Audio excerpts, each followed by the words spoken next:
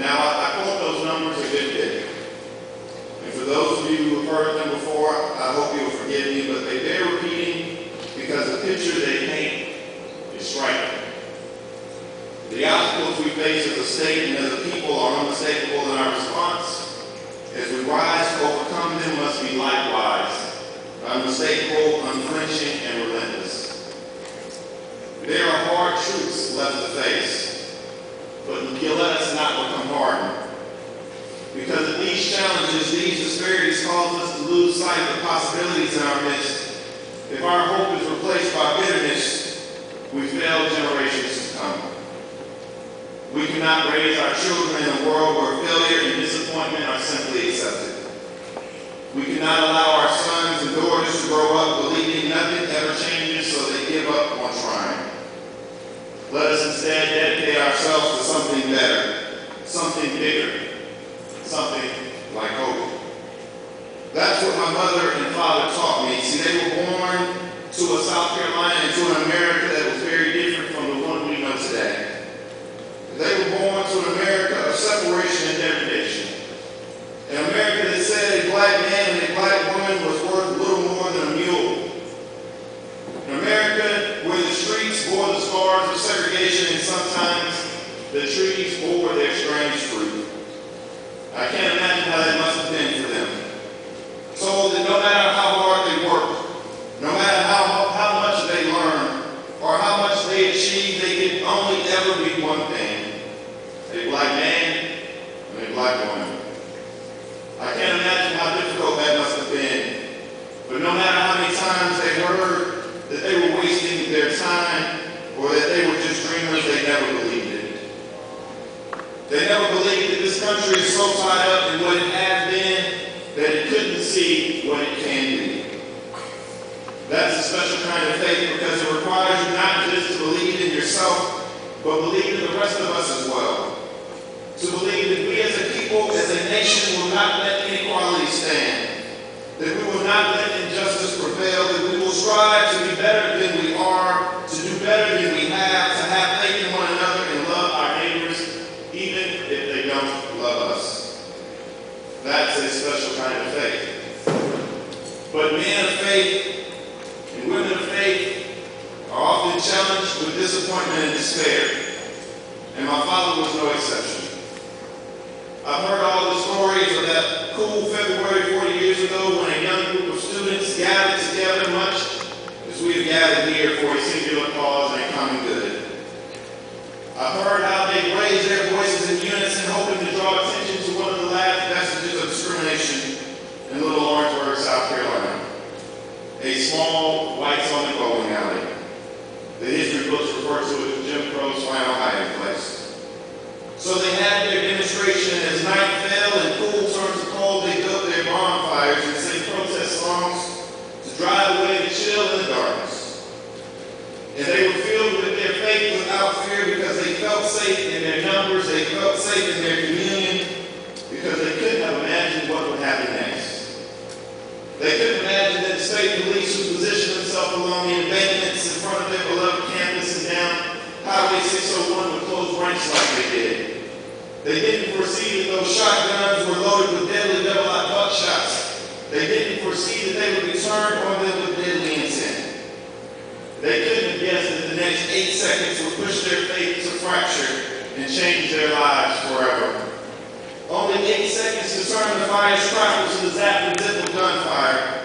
The sparkling embers go in the night air turns to murderous lead, ripping into their backs, their buttocks, and the bottom of their feet as they ran for their lives.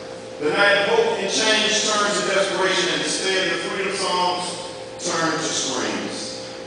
Only 8 seconds and lives were forever altered and dreams were forever deferred.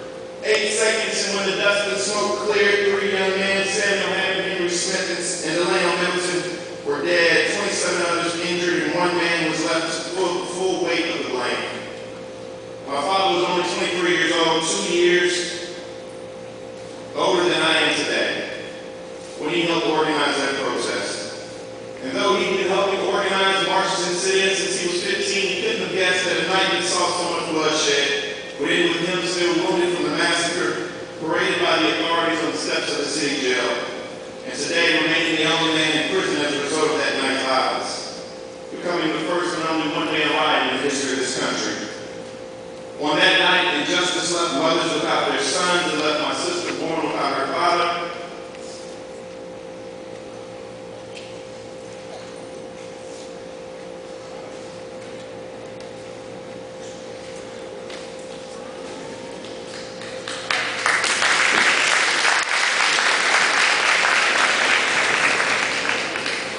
And left the pages of our state's history stained with blood.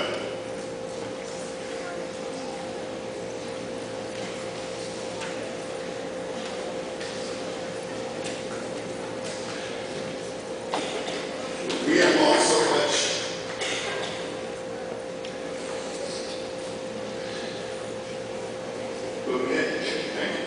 But men of faith are often challenged with disappointment and despair.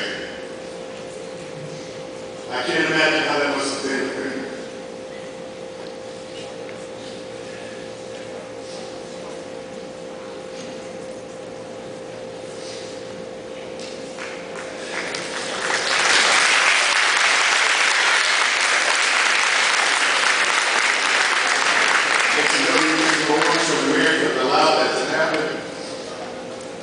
Wash away the blood and overwhelm the history. It has allowed over 40 years to go by while the guilty still go unpunished.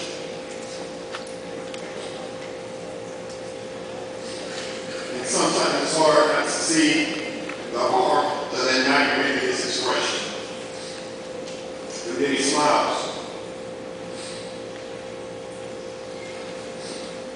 He smiles because despite all the violence and the bloodshed, it never turns to resentment. Even though he could have lashed out with righteous anger against his enemies and stayed in his country, he chose instead to keep believing in what Lincoln called the better angels of our nature. He could have given up and kept the faith.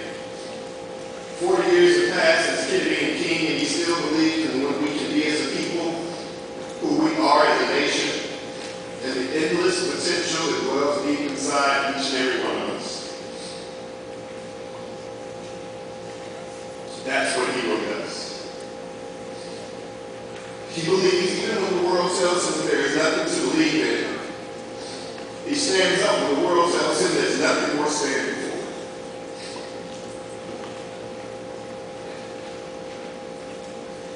He fights for what he knows is right, even though it's hard. Even though it looks impossible. And he teaches us to do the same. After all, that's what the world is all about. Raising the standard of what we expect from one another and what we expect from ourselves. And that's what we need from you right now. To be a hero. Be a hero for your family, for the kids in your neighborhood, for everyone who needs someone to believe in and look up to. Be a hero for all of us, because the world is sick to death of the good old boys and the gangsters, of the cynics and of the crooks, of the pessimists and of the punks. Be a hero because we still believe in each other, and because I still believe in